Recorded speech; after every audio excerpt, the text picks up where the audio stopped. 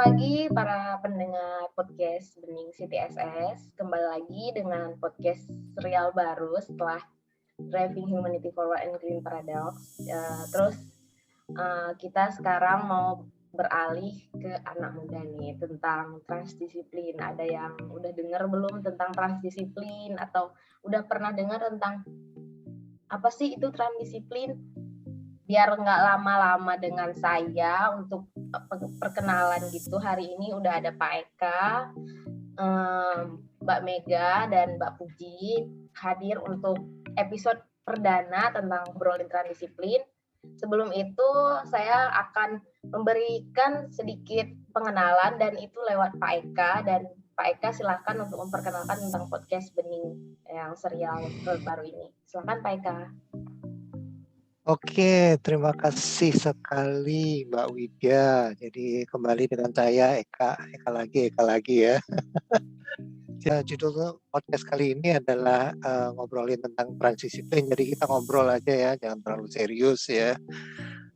Kemudian diharapkan dari obrolan ini makin banyak orang tertarik untuk mengetahui apa sih transdisiplin itu ya.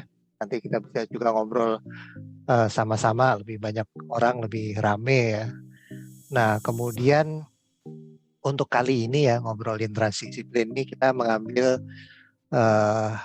tema atau kita mengambil hal yang dibicarakan itu dari podcast Driving Humanity Forward and the Green Paradox yang sudah kemarin sampai seri 8 ya, yang pada intinya itu bicara tentang elektrifikasi kendaraan ya, atau EV ya, electric vehicle yang sekarang lagi ngetop gitu ya.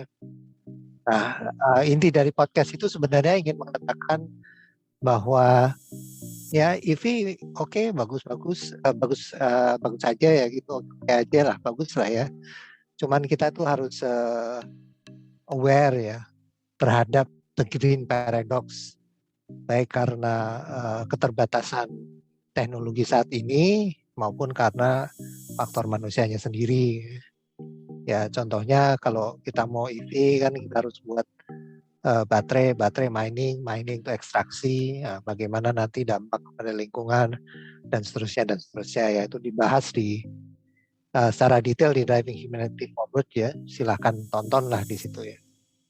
Nah, banyak takeaway yang bisa diambil dari video itu, tapi hari ini kita akan bicara takeaway yang di episode 8 itu. Di situ saya mengatakan bahwa sebenarnya secara filosofis ya, akar permasalahannya itu mungkin manusia saat ini itu sudah sangat terbiasa dengan 2T ya, take and throw, mengambil dan membuang, bergeser dari 2R, receive and return, dari menerima dan mengembalikan ke alam.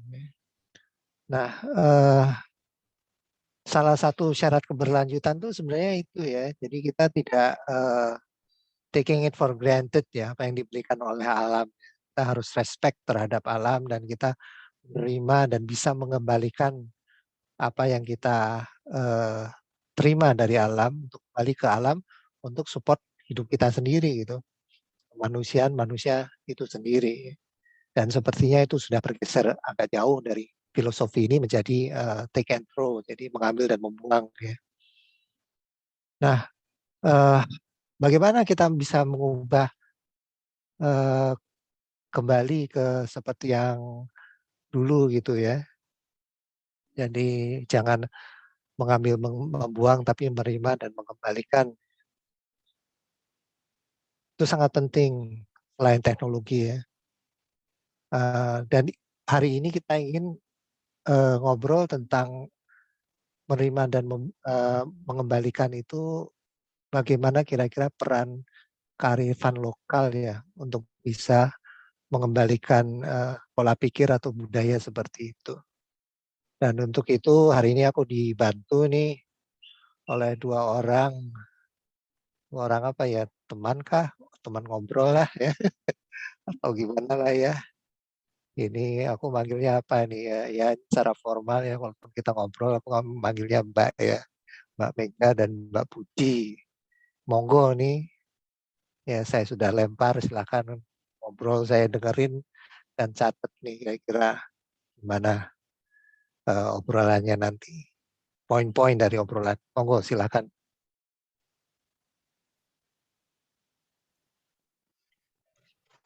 Selamat pagi, Mbak Puji Yuk, dan teman-teman.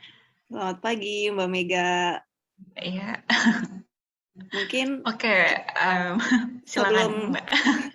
mungkin sebelum kita lanjutin untuk merespons dari Pak Eka, ada baiknya mungkin kita perkenalan dulu kali ya Mbak Mega ya.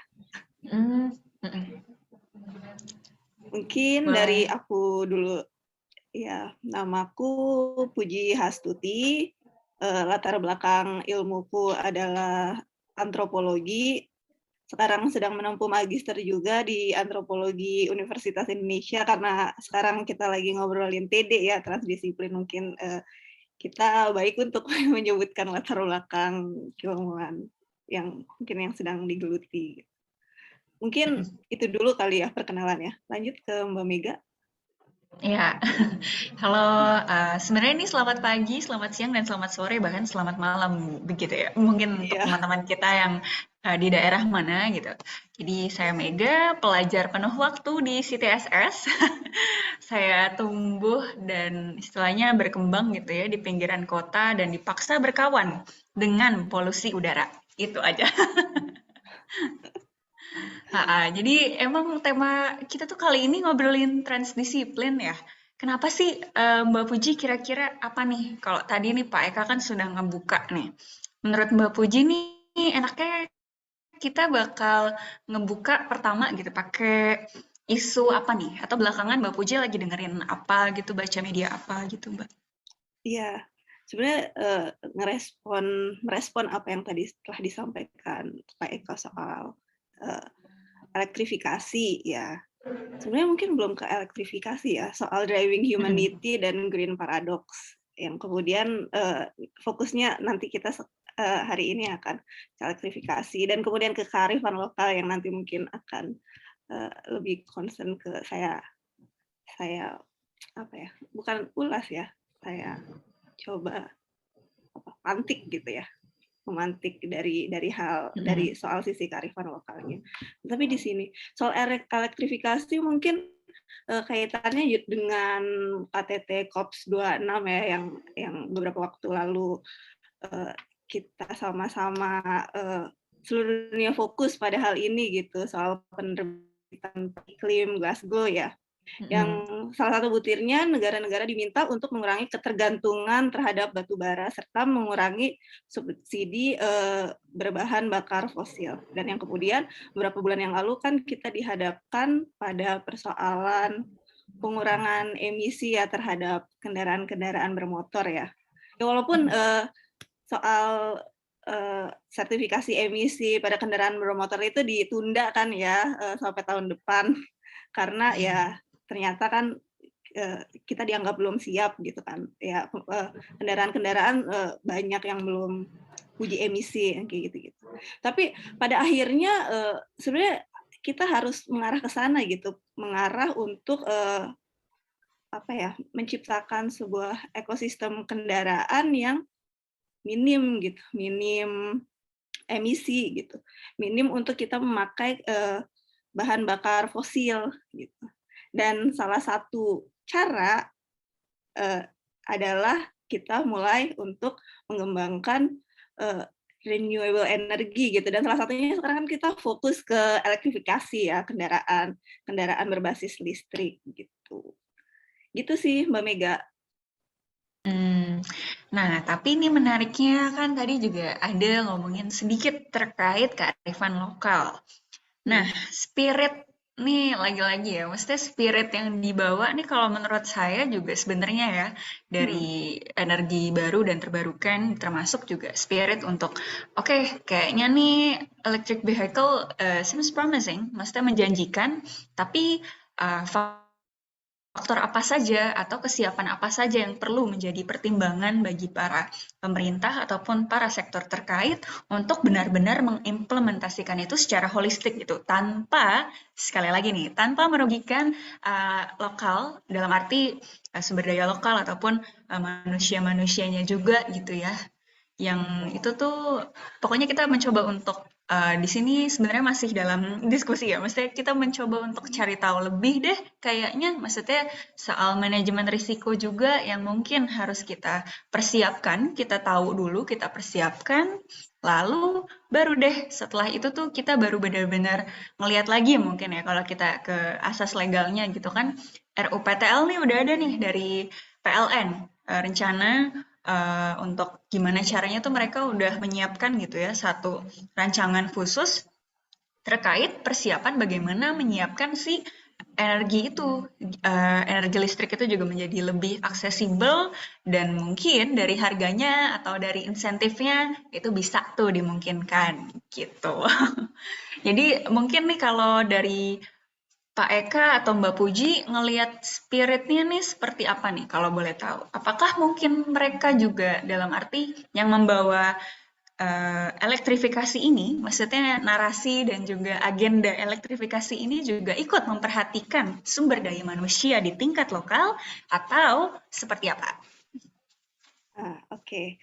Kalau menurut aku, sebelum kita sampai kepada paradoks dan friksi yang mungkin akan terjadi gitu ya, ketika kita menerapkan elektrifikasi yang mungkin perjalanannya akan panjang, kita kembali lagi dulu kepada spirit tadi mengutip Pak Eka, sebenarnya landasan apa sih yang membuat kita untuk mulai bergerak kepada elektrifikasi, itu mungkin saya akan mengambil contoh kecil dari kearifan lokal yang diterapkan di Kalimantan mengenai sebenarnya pembangunan rumah gitu ya. Yang pembangunan rumah, semacam dia menggunakan spirit atau belief system gitu ya, belief system yang sebenarnya fokusnya kepada keseimbangan gitu. Mungkin apabila dijelaskan pada belief system mereka sendiri bahwa membangun rumah itu menggunakan kayu keras dan kayu lunak gitu. Nah, kenapa menggunakan kayu keras dan kayu lunak kombinasi itu? Karena mereka menganggap mempercayai gitu kalau 100% menggunakan kayu keras itu akan memperpendek umur gitu. Sementara pencampuran antara kayu keras dan kayu lunak itu dianggap akan menyeimbangkan umur mereka gitu. Tapi di sini secara wisdom gitu, secara arif bisa kita lihat bahwa pembangunan kayu keras dan kayu lunak itu mereka sebenarnya memperhatikan keseimbangan alam itu tadi gitu, tidak mengambil semua yang kayu keras di mana kayu keras itu sangat langka gitu. Kalau misalnya diambil terus-menerus juga tumbuhnya juga akan lama seperti itu. Jadi ya kita bisa lihat dari spirit hal tersebut gitu, spirit dari untuk bagaimana kita mengambil dari alam kemudian memastikan hal itu seimbang setelah kita mengambil sumber daya dari alam itu tadi. Nggak taken for granted ya. Yang kemudian akan hal itu menjadi barang buangan gitu, tidak seperti itu.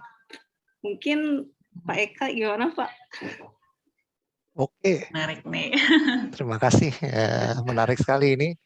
Contohnya contoh real ya. Sebelum aku melanjutin ya, karena Mbak Puji dan Mbak Mega udah mengenalkan diri ya, aku juga mengenalkan diri deh.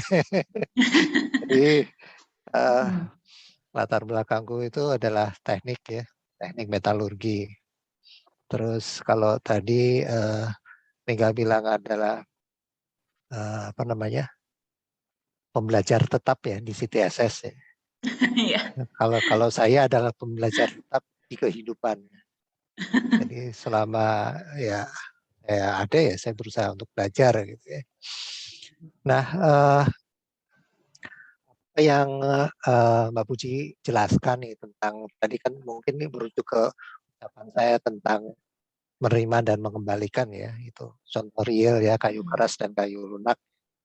karena berbagai alasan, antara lain kayu keras juga langka, kemudian mungkin kalau semuanya keras jadi akan menghabiskan yang langka, jadi keseimbangan akan terganggu. Keseimbangan yang tadi Mbak Mega sebutkan ya, itu sangat penting, terutama keseimbangan manusia dengan alam. Ya, dalam ranah engineering saya itu pun juga dikenal ya dalam contoh ya, mungkin tidak semua orang familiar ya. Tapi kalau bagi Anda yang suka naik kendaraan bermotor, baik itu mobil maupun motor, itu kan pasti tahu yang namanya kopling ya, walaupun sekarang ada lebih banyak otomatis dari manual ya. Nah, kopling itu emang platnya itu dirancang umurnya lebih pendek daripada mesin atau motor itu sendiri, karena dia selalu bergesekan, selalu aus ya. Nah, kalau dia buat lebih tahan, mungkin motornya dulu yang harus dibuang baru, sedangkan koplingnya masih utuh. Itu hal yang nggak masuk akal gitu. Jadi sebenarnya itu filosofis yang sangat mendalam ya, yang menurut saya bisa digunakan ya. Bagaimana manusia melihat alam, melihat hubungannya dengan alam ya, untuk menjaga keseimbangan. Nah, tapi apakah, kembali ke pertanyaan Mbak Mika ya, apakah ini diterapkan ya oleh pihak-pihak yang membuat ya, itu suatu pertanyaan yang sangat besar yang saya juga nggak berani jawab ya. Saya nggak berani jawab. Saya tidak tahu mereka, dan salah satu prinsip transdisiplin kan adalah inklusif ya. Jadi kita harus kenalan dulu ya. Inklusif holistik, kita kenalan, kita ngobrol-ngobrol sampai kenal, benar-benar kenal, baru kita memberikan sumbang pandangan ya. Ya, jadi kalau yang Mbak Puji bilang ya bisa aja terjadi friksi. Nah, menurut saya friksi itu karena terlalu awal ya, belum kenalan sudah ngajak gitu. Atau kenalan tapi belum mendalam, udah ngajak pula gitu loh. Ya macam-macam lah itu buat manusia ya. Makanya menurut saya, bagi saya transdisiplin itu sangat penting ya, untuk kita menjembatani semua potensi-potensi yang ada ya, potensi konflik. Salah satu kolega saya pernah mengatakan, dan saya sangat kagum pada beliau, yang mengatakan, emang kamu takut konflik apa sih? Konflik kalau diselesaikan dengan baik itu ya baik kan gitu loh. Apakah manusia mampu menghindari konflik? Oh, baik. Baik, itu saya pelajari. Jadi jangan takut terhadap konfliknya, tapi takutlah kepada saling tidak menghargai manusianya ketika ada konflik. Itu menurut saya begitu sih. Mungkin kita tidak bisa menjabarkan semua dalam sekali take ini ya, karena banyak tentang yang kita harus bahas ya. Tapi saya pikir untuk kali ini kita, kata-kata kuncinya adalah adanya keseimbangan ya, saling menghargai, dan itu kemudian dituangkan kalau dulu ya dalam kearifan lokal.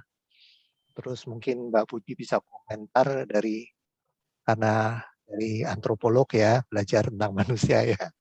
Modernisasi manusia itu efeknya gimana sehingga kok kearifan lokal itu seolah-olah menjadi tidak relevan. Padahal sebenarnya relevan banget gitu ya. Apalagi dengan COP26 dan segala macam, itu menurut saya akan balik ke situ. Menurut saya gitu sih. Jadi ini intro dulu lah, jangan berat-berat ya. Nanti kita lanjut lebih banyak waktu. Monggo. Iya. Siap. Sebenarnya merespon yang tadi Pak Eka soal modernisasi, menarik untuk melihat kembali obrolan CTSS di episode sebelumnya, obrolan Bu Dami, dan saya sebenarnya agak lupa siapa ya, Bu Dami menyoalkan persoalan modernisasi yang dimana kita semakin bisa memanipulasi alam gitu ya, yang kemudian spirit kita dengan alam tuh jadi menjauh gitu. Tapi sebenarnya hal ini ya sebenarnya harusnya teknologi bisa kita buat tidak seperti itu ya. Menurut saya sih saya berkeyakinan gitu, apabila kita sebagai manusia yang menguasai teknologi, bukan dikuasai oleh teknologi, sebenarnya dengan kesadaran kita untuk bisa hidup seimbang dengan alam, harusnya teknologi bisa menjadi medium yang mampu menciptakan kehidupan kita yang selaras dengan alam. Seperti itu, gimana Mbak Mega? Iya sih, menarik juga sih. Mesti karena memang terlepas dari 61% listrik yang diproduksi gitu ya saat ini tuh masih dari batu bara, tapi bukan berarti kayak tadi gitu. Wacana elektrifikasi ini tuh mungkin jadi kendala atau jadi tantangan. Kita harus bisa melihat dari sudut pandang yang lain gitu ya, sudut pandang yang lebih variatif lagi, lebih luas lagi, supaya nanti tuh memang akan ini tuh benar-benar akan terimplementasi, tapi juga dengan prasyarat khusus bahwa mungkin dengan lebih memperhatikan sumber daya lokal seperti apa, misal dari pembuatan baterainya itu sendiri. Nah, dari situ saja kita juga bisa kok memperhatikan bahwa, oh ini loh aspek lingkungan atau ini loh aspek humanis yang seharusnya itu tuh dipertimbangkan gitu loh in the first place gitu ya. Jadi jika seandainya nih saya membayangkan gitu ya, kalau hubungan kita gitu ya dengan alam melalui kehidupan kita gitu sehari-hari, ini tuh bisa diputuskan, dilakukan secara sadar gitu ya, fully present, fully conscious, ya kita akan tahu kok manfaat atau dampak apa gitu yang kita timbulkan sejauh itu aja gitu. Jadi dalam konteks mungkin tadi gitu ya, kearifan lokal, mungkin memang harus ada nih yang dikorbankan. Terus tadi juga Pak Eka ngomongin soal kendaraan, contohnya adalah kopling. Nah, saya juga melihat bahwa sepertinya yang dikorbankan gitu ya, kalau dalam elektrifikasi ini gitu ya, kalau boleh berpendapat, mungkin bisa jadi ego sektoral gitu. Bagaimana kita menegasikan itu terlebih dulu gitu. Kita minggirin dulu nih, egonya dulu nih. Istilahnya yang itu harus dikorbankan gitu ya. Untuk apa? Untuk mutual partnership kita gitu ke elektrifikasi yang itu tuh bisa mewujudkan bagaimana keberlanjutan itu sendiri gitu. Keberlanjutan yang seperti apa? Nah, itu nanti kayaknya kita akan bongkar di seri selanjutnya atau episode selanjutnya gitu ya. Karena keberlanjutan juga banyak gitu, keberlanjutan mungkin secara luas gitu ya, atau dari sisi ekonominya saja, atau dari lingkungannya, atau ketiganya ekonomi, lingkungan dan sosial. Nah itu silakan dari teman-teman mungkin bisa meninggalkan komentar di kolom komentar mungkin ya, gimana Mbak dan Pak Eka? Ya, aku setuju, setuju banget ya. Jadi kalau boleh nih, sorry ya, karena kita kan dibatasi waktu juga ya. Jadi take away-nya itu antara lain itu adalah bahwa manusia itu untuk hidup mau nggak mau harus respect terhadap alam ya, menjaga keseimbangan alam. Dan untuk itu kearifan lokal sepertinya sangat diperlukan ya untuk menjadikan teknologi itu sebagai medium manusia hidup selaras dengan alam dan bukan manusia menjadi masternya alam gitu dan menguasai alam gitu ya. Kira-kira sih itu aja takeaway hari ini ya, karena banyak banget ya. Moga-moga kita masih bisa ngobrol lagi ya, terusin dengan topik-topik yang menarik. Dan jangan lupa tonton tuh semua video CTSS ya yang bicara tentang keberlanjutan transdisiplin, tonton semua ya. Jangan cuma diving humanity forward ya. Dan kalau ada apa-apa, ada pertanyaan ya monggo di Mbak Mega bilang di kolom komen ya. Kita coba usahakan untuk jawab supaya puas. Itu aja dari saya. Saya kembalikan ke Mbak Widya ya. Ya. Terima kasih kepada para pembicara atau para yang ngobrol hari ini, keren-keren banget nih. Pembahasan hari ini keren-keren. Tapi kurang panjang ya. Tapi untuk episode perdana kita ngobrol sebentar dulu aja nih biar para pendengar penasaran buat episode selanjutnya. Kalau misalnya tadi penjelasan dari Pak Eka, Mbak Mega, Mbak Puji memang seru-seru banget. Kalau bisa tuh bisa kemana-mana sih nanti bahasannya. Jadi kita stop dulu. Jadi kalau Lydia dengar dari ini adanya keseimbangan, saling menghargai, itu merupakan bekal manusia untuk menjalani kehidupan kita sesama manusia dan manusia dengan alam. Jadi beriring gitu ya, jangan salah satunya aja yang maju gitu. Nah, dan nanti insya Allah kita bisa melihat masa depan yang cerah bersama gitu. Nah, untuk ngebahas ini memang panjang banget. Jadi terima kasih buat Pak Eka, Mbak Puji, dan Mbak Mega. Untuk serial ini kita akhiri untuk hari ini. Terima kasih semuanya dan sampai jumpa di episode selanjutnya. Terima kasih Pak Eka, Mbak Mega, dan Mbak Puji. Oke, terima kasih. Namaste.